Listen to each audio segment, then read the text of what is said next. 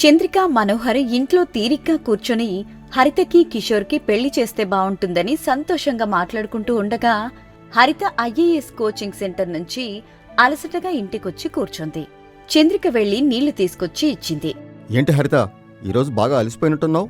అవును బావా, బాగా తలనొప్పిగా ఉంది. వెళ్ళి కాసేపు పడుకుంటాను. ఒక్క 5 నిమిషాలు టైమివ్వు హరిత, నీతో అని అక్క చంద్రిక అంటుండగా మాట మధ్యలో హరిత కల్పించుకుని, అక్కా, నువ్వు బావా రాత్రి మాట్లాడుకుంటుంటే నేను విన్నాను. నేను కిషోర్ని పెళ్లి చేసుకోను. నేనొక అబ్బాయిని ప్రేమిస్తున్నాను. అతన్నే పెళ్లి చేసుకుంటాను. నా మనసును అర్థం చేసుకోండి అని చెప్పింది. చంద్రిక, మనోహర్ ఆశ్చర్యంగా ముఖాలు చూసుకున్నారు. ఇక నేను వెళ్ళి పడుకుంటాను అని హరిత లేచింది. అది కాదు హరిత, కిషోర్ ఒక పెద్ద పోలీస్ ఆఫీసర్. నువ్వెలాగూ కలెక్టర్ కాబోతున్నావు. మీ ఇద్దరి జీవితం బావుంటుంది. నేను కూడా అదే చెప్తున్నాను బావా. అరవింద్ కూడా నేను కోచింగ్ తీసుకుంటున్న సెంటర్లోనే పోలీస్ కోచింగ్ తీసుకున్నాడు. అతను కూడా పోలీస్ ఆఫీసర్ అవుతాడు. అప్పుడు మేం కూడా చాలా సంతోషంగా ఉంటాం.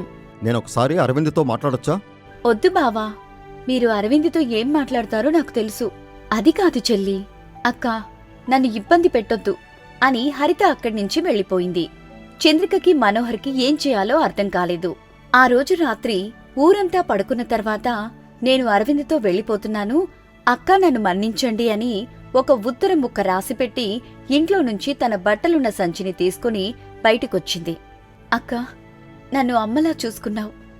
నేను ఈ విషయంలో మీ మాట వినలేకపోతున్నాను అని చెప్పి వెళ్ళిపోయింది. మరుసటి రోజున ఆ విషయం తెలిసి చంద్రికా, మనోహర్లు ఎంతో బాధపడ్డారు. గుండెలోని బాధ తీరేంతవరకు ఏడ్చారు. ఆ ఊర్లో ఉంటే హరిత జ్ఞాపకాలు గుర్తొచ్చి మరింతలా బాధపడాల్సొస్తుందని వాళ్ళిద్దరూ ఆ ఊరు వదిలిపెట్టి వెళ్ళిపోయారు. 3 ఏళ్లు గడిచిన తర్వాత మరొక టౌన్లో ఒక రోడ్డు మీద భోజనం తయారు బండి పెట్టుకుని అలా వచ్చిన డబ్బులతో జీవిస్తుంటారు. రోజులాగే ఆ రోజు మేఘన అనే అమ్మాయి వాళ్ల దగ్గర తినడానికి వచ్చింది. ఎంతో ప్రేమగా, అభిమానంగా చంద్రికని అక్క అని, మనోహర్ని బావా అని పిలుస్తుంది. మనోహర్ సంతోషంగా ప్లేట్లో అన్నం పెట్టించాడు.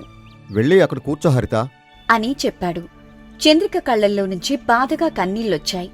అయ్యో బావగారు, నా పేరు మేఘన, హరిత కాదు. సారీ మేఘనా, ఏదో ఆలోచిస్తూ అలా అనేశాను. ఏమైనా కావాలంటే మొహమాట పడకుండా అడుగు. అలాగే బావగారు అని చెప్పి మేఘన అక్కడ ఉన్న స్టూల్ మీద కూర్చుని తింటూ ఉంటుంది. ఇంకా మీరు హరితని మర్చిపోలేదన్నమాట. హరితని మర్చిపోవడమా? అది నా వల్ల కాదు చంద్రిక. తన చదువు కోసం మనం ఎంత కష్టపడ్డామో గుర్తుంది కదా. ఆ కష్టం గుర్తుకొచ్చిన ప్రతిసారి హరిత గుర్తుకొస్తూనే ఉంటుంది. విశ్వాసం, కృతజ్ఞత లేని వాళ్ళని ఎంత తొందరగా మర్చిపోతే అంత మంచిదండి. నా వల్ల కావటం లేదు చంద్రిక, కానీ తనెక్కడున్నా బాగుండాలని కోరుకుందాం. చంద్రిక మరొక మాట మాట్లాడలేదు. మౌనంగా వచ్చిన వాళ్ళకి అన్నం పెట్టిస్తున్నారు, డబ్బులు తీసుకుంటున్నారు.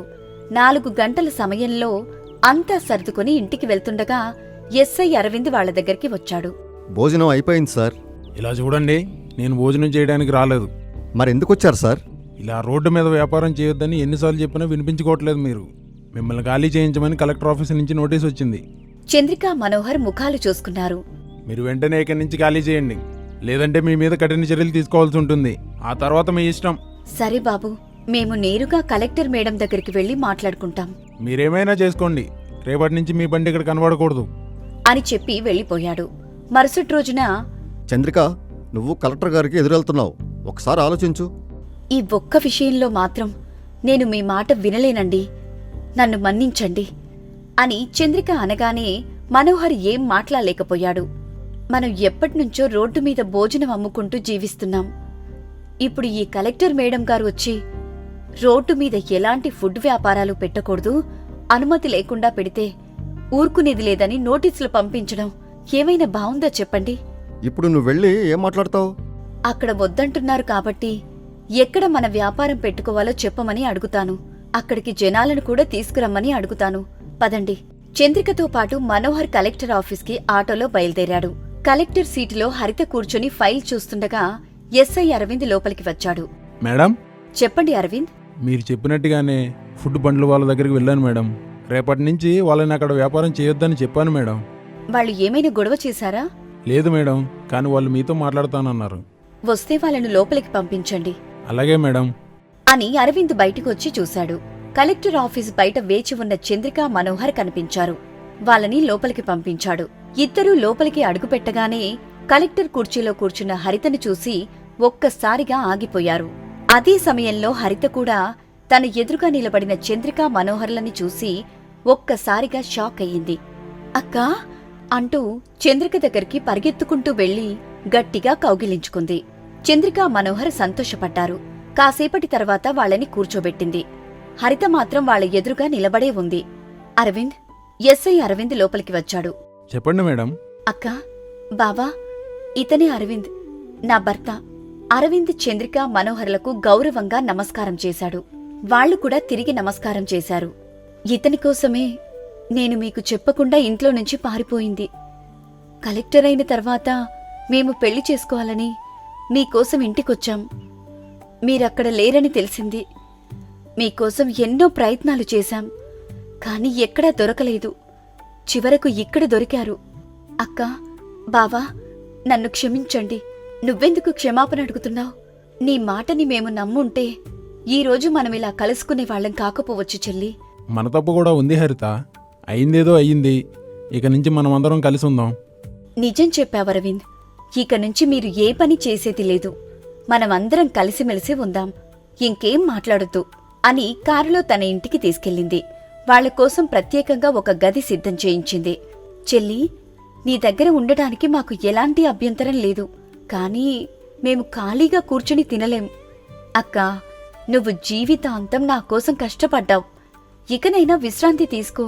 నువ్వు కలెక్టర్ అయ్యావని మేము పనిచేయడం మానేస్తే నువ్వు మాకు చేసిన సహాయం మాత్రమే మిగులుతుంది. కాని మేము నీకు నేర్పిన ఆత్మగౌరవం పోతుంది. చంద్రిక మాటలు విన్న హరిత మౌనంగా ఉండిపోయింది. హరిత, మీ అక్క చెప్పింది కూడా నిజమే కదా? మరి ఏం చేయాలనుకుంటున్నారు బావా? మేము చేస్తున్న భోజనాల బండిని ఇంకా పెద్దదిగా చేసుకోవాలనుంది. మాలాంటి పేదవాళ్లకు తక్కువ ధరలో భోజనం అందించాలి. పని లేని వాళ్లకి పనివ్వాలి. సరే అక్కా, అదే చేద్దాం. మరుసటి రోజే హరిత మున్సిపల్ అధికారులని పిలిపించింది. పట్టణంలో రోడ్డు మీద చిన్న చిన్న బండ్లు పెట్టుకుని జీవిస్తున్న పేద కుటుంబాలు ఎంతమందున్నారో లెక్క తీయండి. Okay madam. వాళ్ల బండ్లు తీసేయడం కాదు, వాళ్లందరికీ ఒకే చోట దుకాణాలు పెట్టుకునేలా ప్రత్యేకంగా ఫుడ్ మార్కెట్ ఏర్పాటు చేయండి. నీరు, విద్యుత్, పారిశుద్ధ్య సౌకర్యాలు కల్పించండి. అలాగే మేడం. హరిత ఆదేశాలతో కొన్ని నెలల్లోనే పట్టణంలో ఒక అందమైన ఫుడ్ మార్కెట్ ఏర్పడింది. నువ్వు కలెక్టర్ అవ్వడం నా త్యాగానికి ప్రతిఫలం కాదు హరిత. నువ్వు మంచి మనిషిగా మారడం మాత్రమే నాకు కావాలి. ఆ రోజు నుంచి హరిత తన జిల్లాలో పేదల సమస్యలను ప్రత్యేకంగా తెలుసుకోవటం మొదలుపెట్టింది. ఇల్లు లేని వాళ్లకి ఇల్లు కట్టించింది. చిన్న వ్యాపారాలకు రుణాలు ఇప్పించింది. ఇలాంటి ఎన్నో పనులు చేస్తూ అందరి చేత శభాష్ కలెక్టర్ అనిపించుకుంది. చంద్రిక మనోహర్ ఎంతో సంతోషపడుతూ కలిసిమెలిసి జీవించారు.